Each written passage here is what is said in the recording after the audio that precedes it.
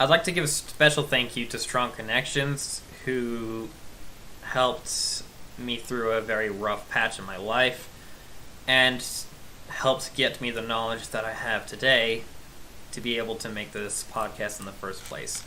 I'd also like to thank the people over at TOOOL, The Magician, and a few others, including my family and my best friend, Rain. The first test, in a way, was a success. It began with me grabbing a coat hanger out of the garbage can and beginning to craft it into something new. I use the coat hanger bit, the curve, to be able to shove into the door after flicking it a certain degree and prying it open. The door itself flung open without authorization, and I was allowed access in. This caused quite a dramatic amount of attention towards myself, in both a good and positive way, and a very negative. Turns out the maintenance guy isn't exactly thrilled when he comes outside and finds out that the door he's been making for several months was busted open by someone with a coat hanger. It's understandable what the maintenance guy was going through. He was angry and his pride was shattered. I'm not happy to admit this, but I did it more. Not against the maintenance guy, but against the fact that the building itself was vulnerable and it needed assessment. Walking around, I could tell a few things, such as the REC sensor, which is a requested access sensor, allows people to walk up against it and go out. As many of the presentations I watched before, such as this one, allowed me to understand that these things can be manipulated, abused, and if you try hard enough, are able to get access without authorization. And it's these sort of issues that need to be addressed. They're very harsh in nature, but we're not doing it to create a negative environment. We're doing it to better the world so that we can learn from our previous mistakes and prevent them from happening again in a much more negative way.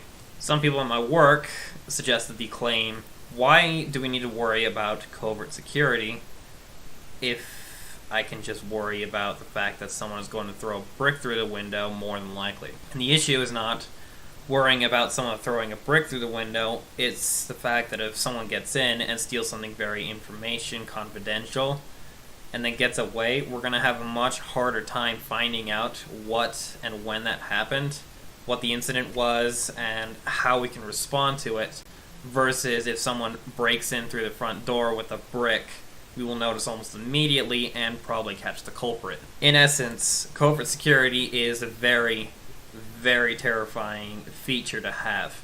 This podcast, presentation, will be about teaching you how to use some of these skills that were presented in other presentations while having a budget of almost nothing. I'd like to do my best to point out that I know almost nothing in my field.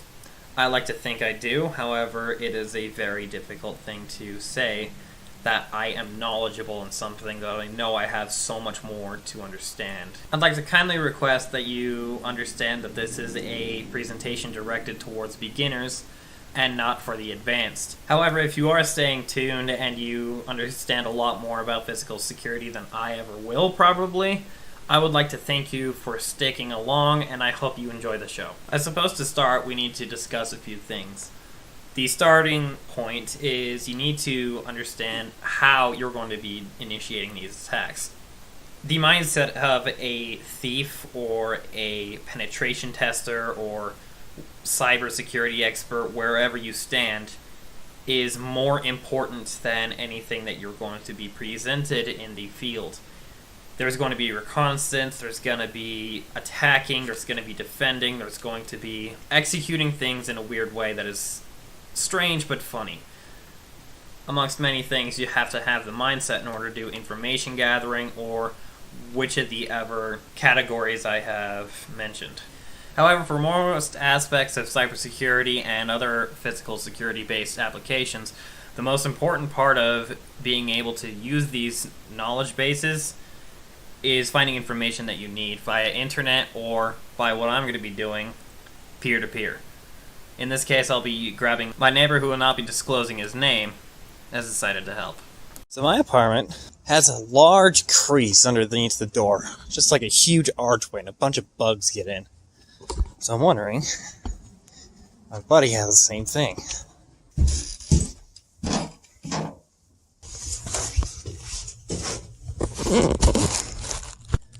I'll put that down as a maybe.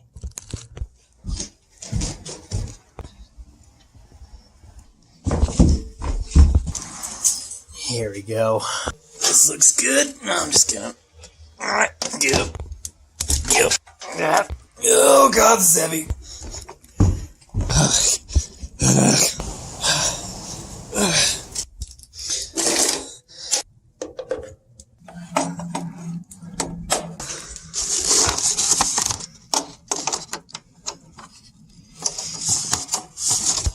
How you doing?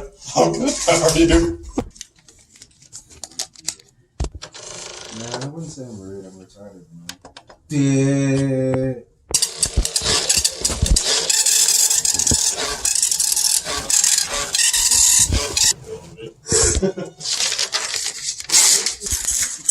Here you go. Oh, thank you so much. But thank you.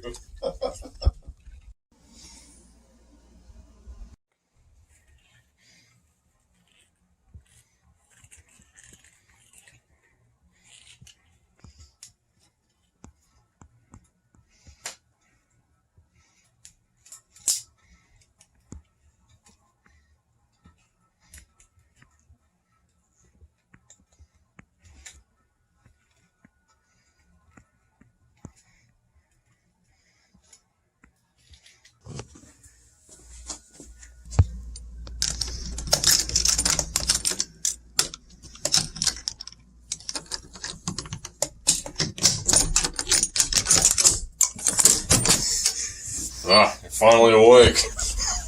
So it appears our neighbor has caught us in the act. However, nothing says we can't try a second time.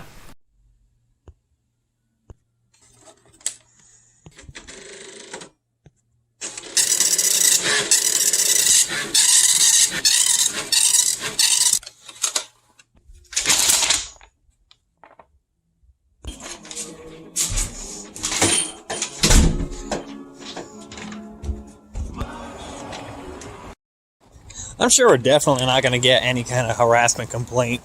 God, I'm putting these paper to such a good use, aren't I?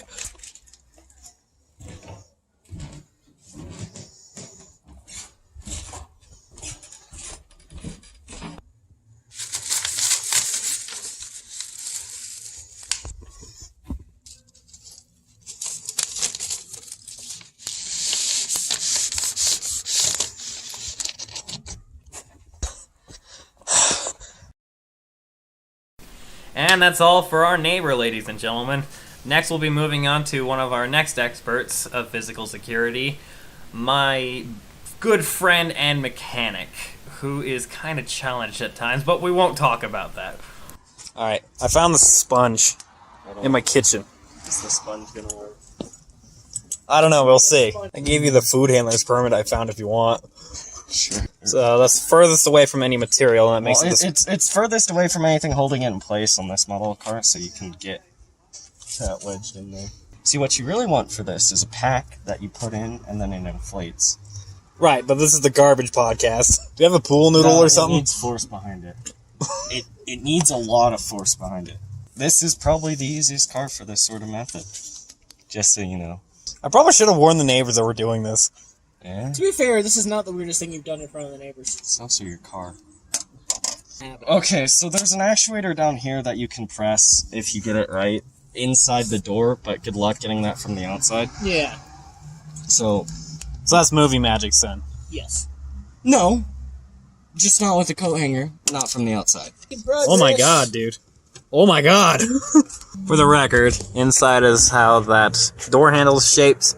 They're going to be fishing the wire from top to bottom. No, we aren't. We're going for that. Oh, we are? See, clearly you've never stolen a car. I'm not helping my case. Holy, not optimal. What if we try the method of getting it in and then fishing it for the handle? Because pulling that twice will open up the door. At least once. Because this is strong enough to pull your door handle? Yeah, that's not gonna happen. Yeah, but You know once we why actually- my car isn't easier? Once we actually got it in, it'd be easier. Yeah, once you get it in, it's easier. In fact, it's already unlocked. But Well, oh look, it's completely recessed. There's stuff on both sides. The tolerances are so tight I can barely squeeze this fucking plastic card in. What if we stick a sponge in it? But cheating's fun. that's not... The point but of this then is it's to not show practical. security! See, look. There, it's so easy to get in. Oh wait, shit. Also, yours isn't hooked There we where go. you can grab onto it. Yeah, Not with the coat hanger. Maybe something you else. broke the coat hanger. Right? And that's tricky enough as is. And then you're pulling like this. It's just gonna pop out. It's not stiff enough. That and not being able to see. There's a wire strippers. So you're suggesting a hammer to break into my car? I mean, yeah. It's not great, but yeah. Anyway, so there's two latches here. need a long There's ass one coat that's exposed to the user, and then there's one that the thing holds. So you could possibly shim that with something. Probably not a coat hanger. Sheet steel would be better. Okay, and what happens when you shim that? Well, you depress that latch, and then the hood pops. Okay, and once you're in the hood, what can you do? Whole lot of nothing. I mean, if you have enough time, you could steal the engine. Yeah, and crane, sure. Can't you start the car from the outside? No. Well, maybe if you knew the car exactly. Unfortunately, it looks like breaking into cars is a much difficult thing. However, I'm sure we can come to an arrangement eventually.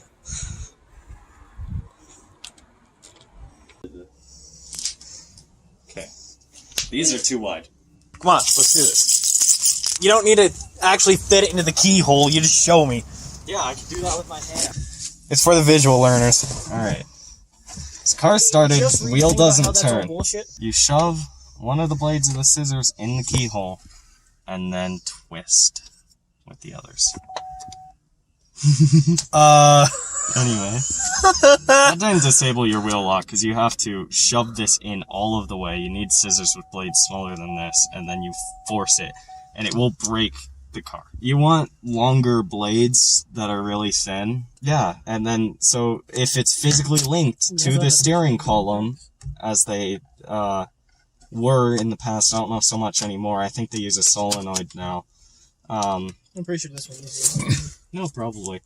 Then turning that won't do shit. Basically, if you want to be safe from things, just buy a newer car. Yeah. Aren't newer cars easier to hack, though? No. A lot more I electronics. just explained how the rolling encryption works. Do you know how to reverse that? A repeat attack does not work. Because you have to both jam the signal going to the car so it doesn't accept and cancel the code, and then you also have to record it and play it back. All without the person noticing, which, by the way, will never happen. Will it set off an alarm after a few of them? So, what Pretty happens, sure it set right? off an alarm after one of them. I walk up to my car. I press the unlock button. Alright? Unlock. You hear that? It does the thing.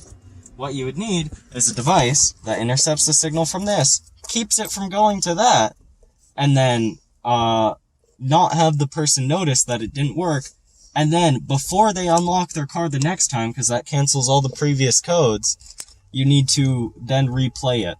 But the problem with that attack is, you're locking the person out of their car, they're gonna notice, they're gonna be too close, you can't just run in there and then, unlock their car and steal it. Because they're gonna be right there. So if you steal their key, you may be able to do it. I'll be completely honest, if you really need that car, and the person's in proxy to use their key fob, just mug them. Alright, any other lessons of wiseness? Don't steal cars. There was a street sweeper here the other day. Street sweepers are known to drop these metal pieces. Anyway, so they're hardened steel, and they're really rigid, which makes for good luck. They sweep along here. And here on the Garbage Podcast, where we pay nothing for our tools, that's perfect. Reverse Hey, the drive-thru? dime. I am. Oh no, that's a very shiny penny. If you're willing to drive, I am absolutely willing to. That's 1 cent for me on the Garbage Podcast. You know the right guy.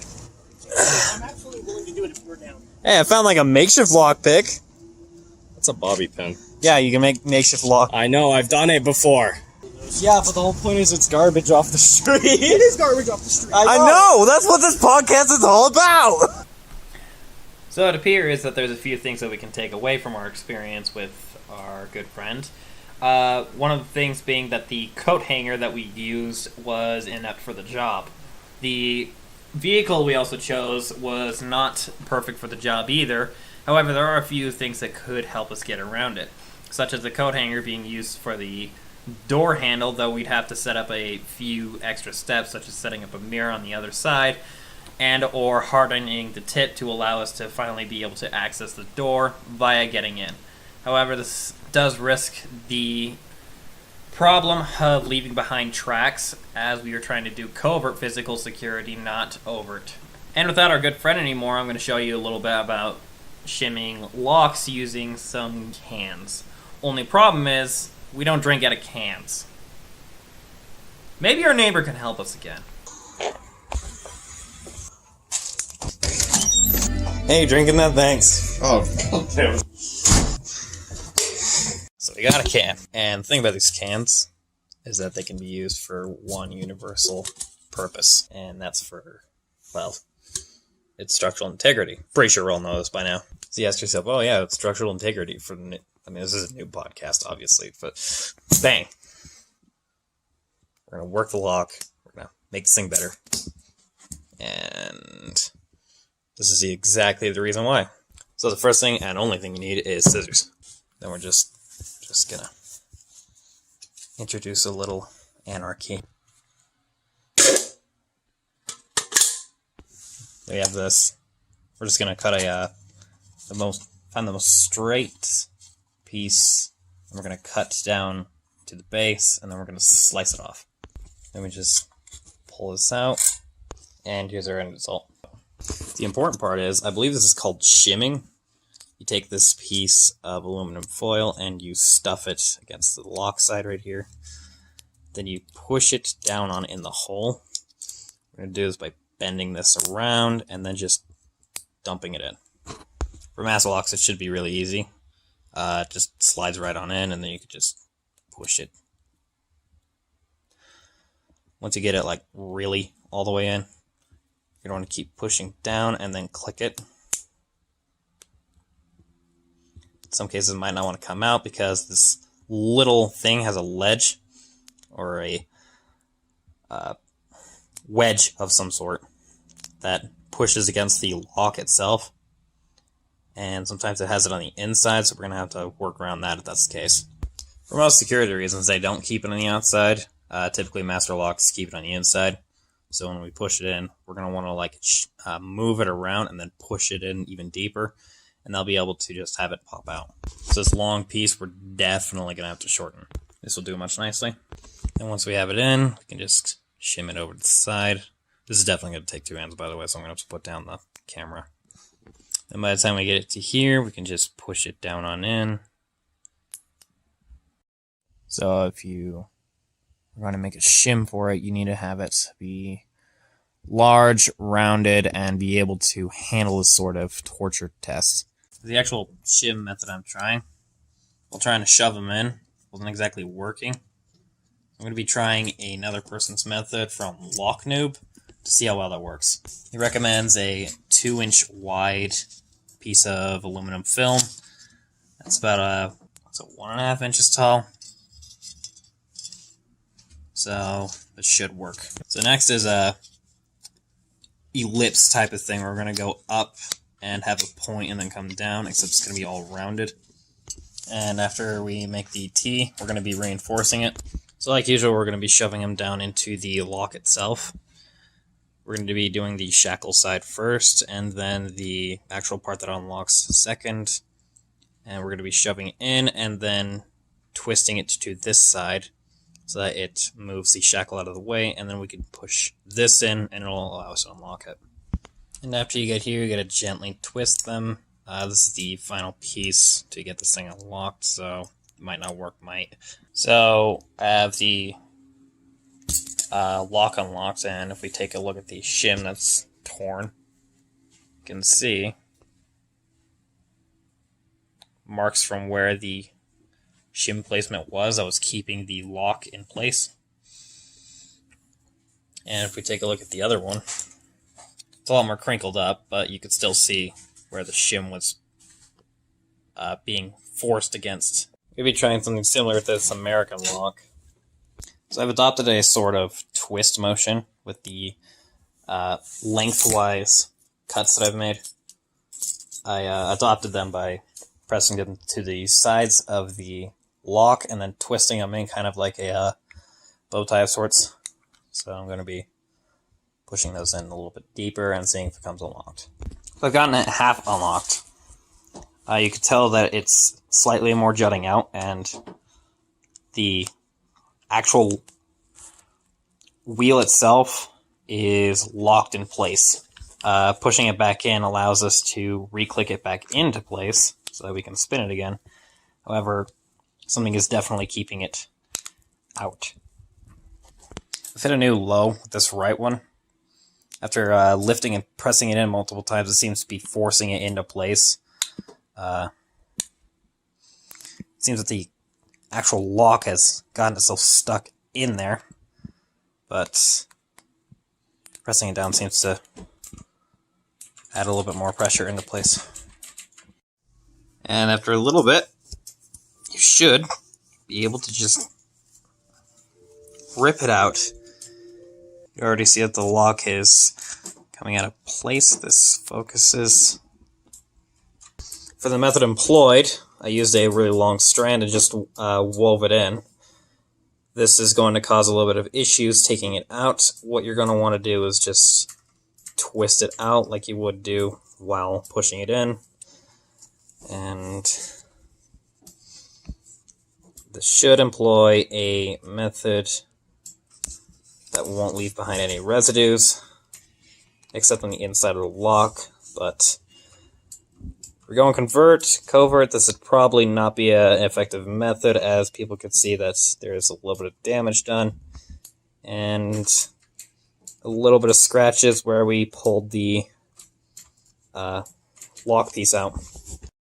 So amidst many things I've learned and achieved, one of them being a harassment complaint, I'm going to try it in a different setting due to this one probably not gonna go well, since neighbors have seen me commit several acts of heresy in the parking lot. Our safer environment will be taking place at my work, which has so kindly granted me the ability of going around and acting like an idiot for people to watch me on camera. Our next few clips detail a few important information. These are based on under door tools, using the coat hanger around the workplace, and I found a food handler's permit in the driveway or something. It was used in the video briefly, but a more useful approach for a food handler's permit is not by getting into cars, not getting into padlocks, but by shoving them into door locks. This is effective because it forces the door lock to actually recede back into the door, and it allows it to swing open. There's also a second part that has been added quite recently that has a deadbolt built into it, and a lot of companies don't really use this. What you're supposed to do is you're supposed to create a narrow gap, and this extra piece on the door is supposed to be pressed inwards, that way it creates a dead latch. However, most people don't have it, so it's like that, so they just leave it out, and people could shove cards into them. Next is the under door tool. So the thing about coat hangers is that these two are two different sets. One of them I stole from my neighbor's apartment, and the other has been refined and in the sun. So both of them are very specific to their attributes. One of them is much better at pulling down on things because it's hardened up into a steel-like structure, and the other one is much more bendy. It's both good and bad for many reasons, but it might just be good enough for an under-door tool, which many people might need in their career. Let's just fix this bad boy up. And since we're doing an under-door tool, we'll bend it at the handle. And the most important part is to make sure that I can actually reach the door handle. Seems we're going to need a little bit longer. Seems like after finagling the handle again, I just barely got it to just enough length. Yoink.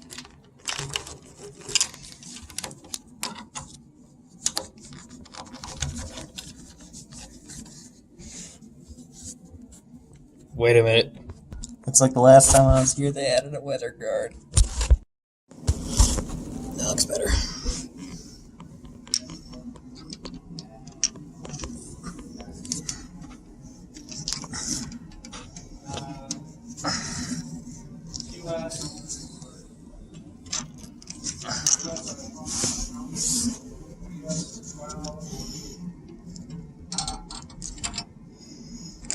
US got some cloud. Got some cloud. Yep, there it goes. So some tips for a good underdoor tool, since this one isn't really working, is that you want to make sure that the tip is hard. I was getting underneath and onto the door, but the latch was too sturdy. So instead of being able to pull and open the door, it was just pulling back and releasing it. This causes these bends at the bottom. This is from pulling the door and some other tips. You want a lot of length. Not a lot, but enough to be able to get it underneath the door frame in the first place. And you want a small handle or something for you to be able to turn. Otherwise, being able to just grab this in its own, it's going to be too difficult to move and maneuver. Something like this isn't suitable because it bends really easily. But something like this, when I found that I got hardened up, pulls the door down perfectly fine. The underdoor tool has a few problems and a few tips. First off, like I mentioned, you can harden up the tip. However, the most important thing that I made a mistake about is the fact that if you're going to be doing an underdoor tool with a coat hanger, it needs to slip behind the door and have the curve facing away. If it faces towards, like I was trying to do in the video, the tool begins to bend and cause a series of issues involving the underdoor tool to just not work in the first place.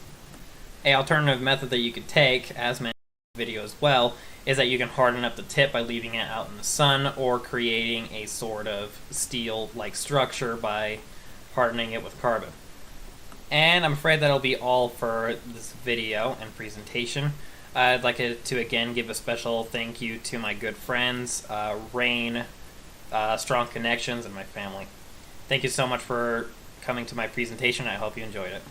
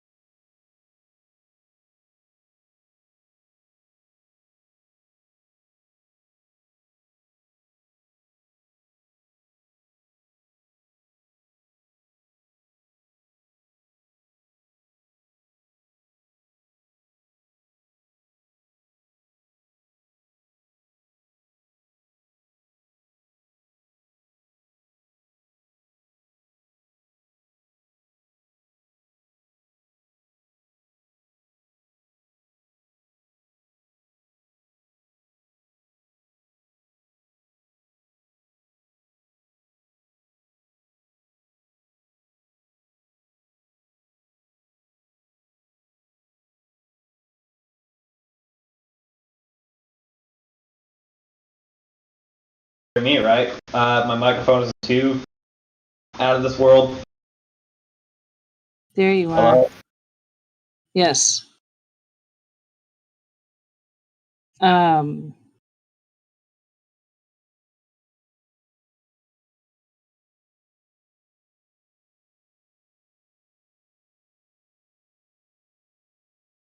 Okay. Well, we're trying to get that figured out for everyone. I'm not sure what people can hear or not right now, but we are working on it.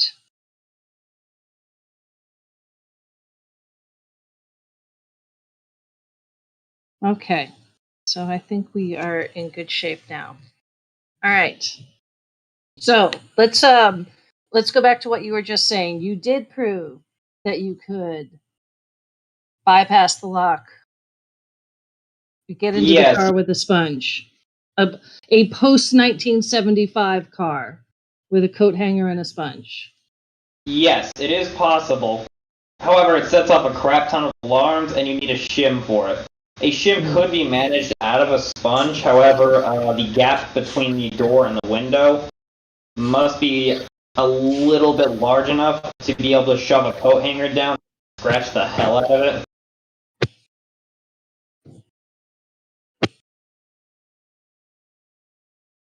Should I go over doors as well?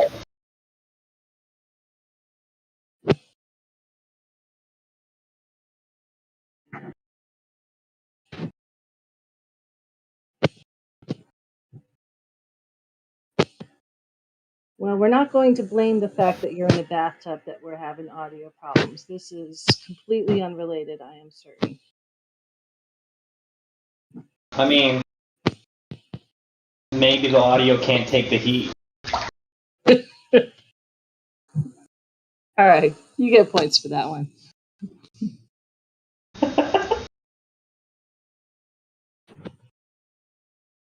Okay, well, let's go to the text here. Anyone have questions? Drop your questions in. Let's talk. Well, Dave, what's up next for you? What is your next project? My next project, more than likely, will be iterating individual projects, but more one presentation at a time. I think I've bit off a lot more than I can chew. First would probably be car hacking, because I find that to be the most fun. I'd be doing cyber and physical, but mostly physical, because that's way more fun. Nice. Okay. Well, what else? What else can we talk about while we wait for people to ask us questions? How's your day going? How's the con? Virtually awesome. I think I fixed the audio problem. I pushed the in a little bit more. Okay, that may have actually done it. I think you did. I think you fixed it. I think we had other people had a hand in that too, but I think it was you. I thank you. Talk to us more about that underdoor tool that you were fashioning. Oh, this underdoor tool? Yeah. It's beat to shit, and I bought it from my mentor, the magician. Okay. He sold it to me for like $10 because like most of it is completely broken apart, but it still works in some way or another. And since it's the garbage podcast, I could probably fashion something out of fishing wire. Hey, you know you can make rope by twining together wire. Especially if you want something durable, you could probably grab like parachute cable, fishing wire, or something of the sort, and just twisting it together to create a really sturdy material. Okay. See, now I figured that you would be taking apart plastic bottles, making ribbons out of plastic bottles. Are you not doing that? I probably should have made this table water safe by not using a cup and using a bottle. Like you said. We learn things every day. You have to try things out. That's how you learn and grow. I suppose so. Audio's been fixed, right? It is. I think. All right, so let's see. Let's see if we have Audio any should be fixed. audio. Okay, so we are in good shape. Oh, thank you. Well, excellent. Well, with that, we will let you enjoy your dinner, lunch, whatever it is. No more questions? We can still talk. I'm not gonna talk.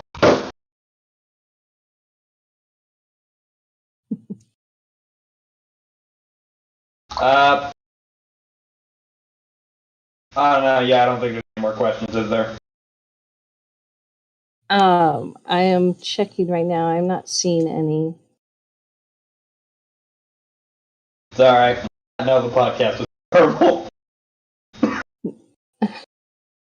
It's definitely a lot of fun. Good stuff.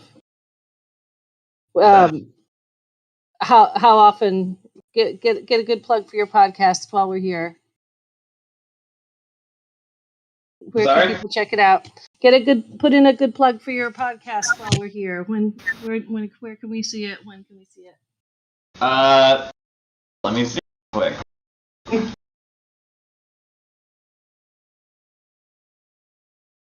It is. If load, please, Discord.